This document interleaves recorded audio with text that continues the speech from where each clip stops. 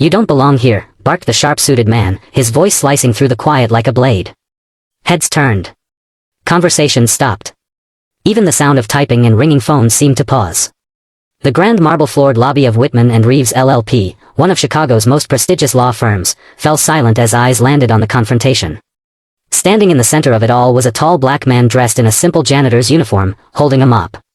His hands were rough from labor, his posture calm but firm. His eyes, deep and steady, locked onto the man before him, Mr. Charles Whitman. Charles, mid-50s, slick gray hair, Italian suit worth more than most people's monthly rent, oozed arrogance from every pore. His blue eyes were cold, almost lifeless, as he sneered at the janitor like he was a stain on the firm's polished floors. "You people should know your place," Charles added with venom, brushing past him like he was an object, not a human being. The janitor didn't flinch. He didn't lower his gaze. He just stood still, breathing slowly, silently watching as Charles strutted off with the swagger of a man convinced of his superiority. Behind the reception desk, a young employee looked down uncomfortably. Another man by the elevators shifted awkwardly but said nothing. No one dared to speak up, not against Charles Whitman. The janitor gave a faint, knowing smile. Not because he was weak, but because he knew something no one else did. He wasn't just a janitor. He wasn't here to clean. And Charles Whitman had just made a very dangerous mistake. Because the man he just humiliated wasn't who he appeared to be at all. Earlier that week, the Department of Justice launched a covert investigation into Whitman and Reeves LLP, a powerful law firm with an unshakable reputation and deep political connections. But beneath its polished image, disturbing rumors were beginning to surface. Money laundering, bribery, and unlawful real estate takeovers that pushed vulnerable families, mostly from minority communities, out of their homes. At the heart of the operation was Agent Malik Turner, one of the DOJ's most respected federal prosecutors. A former Marine with a razor-sharp legal mind, Malik had cracked cases against corrupt politicians, criminal empires, and white-collar fraudsters. But this case? This one was personal. Malik volunteered to go undercover. The plan was simple: pose as a janitor, fade into the background, and gather evidence from the inside. But what he wasn't prepared for was the blatant racism he'd experienced the moment he walked through those glass doors. From day one, Malik was treated like he didn't exist. Staff ignored him. Some even avoided touching the elevator buttons after he did. But none were worse than Charles Whitman. Charles made it his mission to remind Malik of his place. He called him boy, mocked his speech, and once even tossed a coffee cup on the floor, smirking as he said, "Oops. Guess that's your job, huh?" All of this, in front of clients and junior associates. Malik didn't react. He didn't flinch. Every insult, every degrading comment, only fueled his fire. Because he wasn't just collecting trash, he was collecting evidence. And with every smug remark from Charles, he got closer to blowing the lid off a conspiracy. He wasn't there for revenge. He was there for justice. One quiet evening, long after most employees had gone home and the office lights dimmed to a soft glow, Malik Turner wheeled his cleaning cart down the empty hallway of the law firm. On the surface, he looked like just another janitor finishing up his shift, but tonight, he had a far more dangerous task.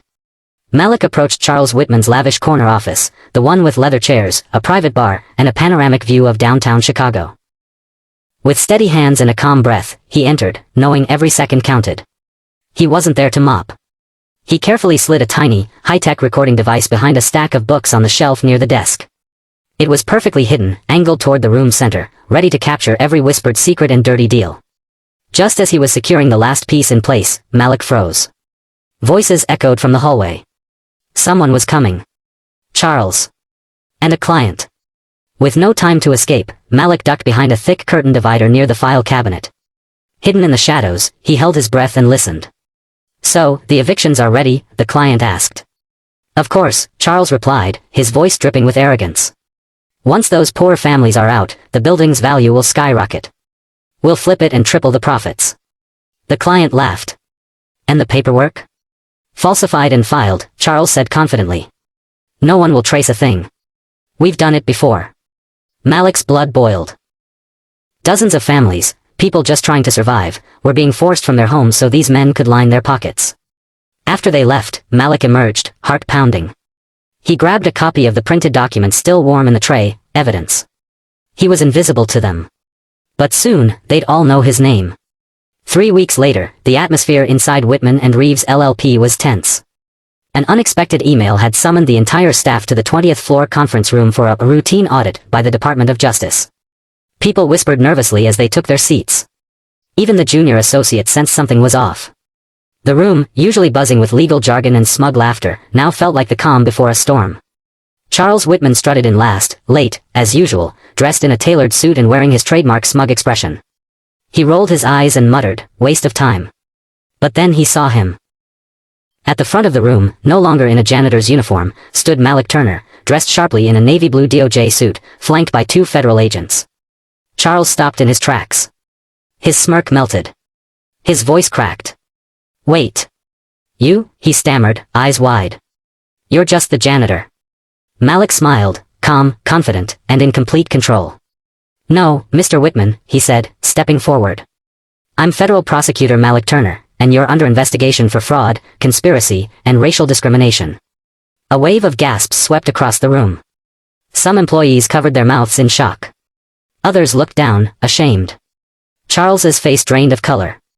This is ridiculous. This is some kind of trick." Malik didn't flinch. He held up a thick folder. "We have audio recordings of your conversations. We have falsified documents. And we have eyewitnesses who watched you manipulate and destroy lives for profit."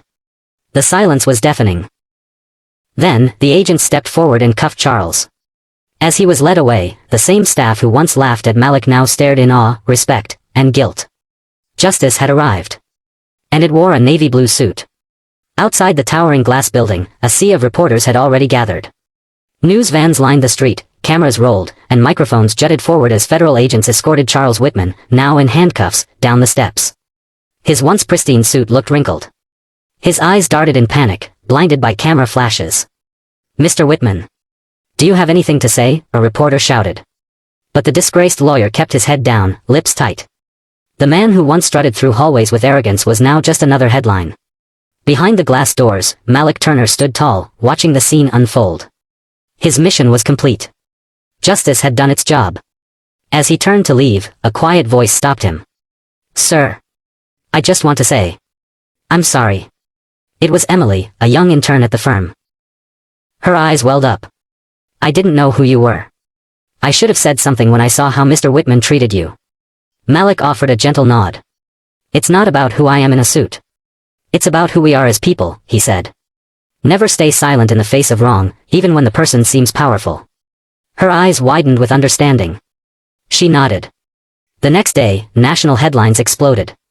Racist lawyer busted by janitor, who turned out to be a federal prosecutor in disguise.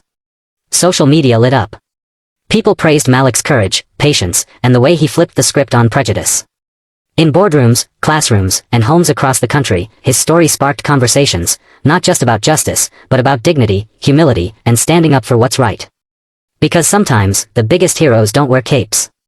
They wear janitor uniforms, and carry hidden truths. And that's the story of Malik Turner, the man who cleaned up more than just the floors. And that's the story of Malik Turner, the man who cleaned up more than just the floors. If you enjoyed this story, don't forget to like, share, and subscribe to stay updated with more incredible tales like this one. Hit the notification bell so you never miss a new video. Thanks for watching, and remember, justice has many faces. Sometimes, it's hidden in plain sight.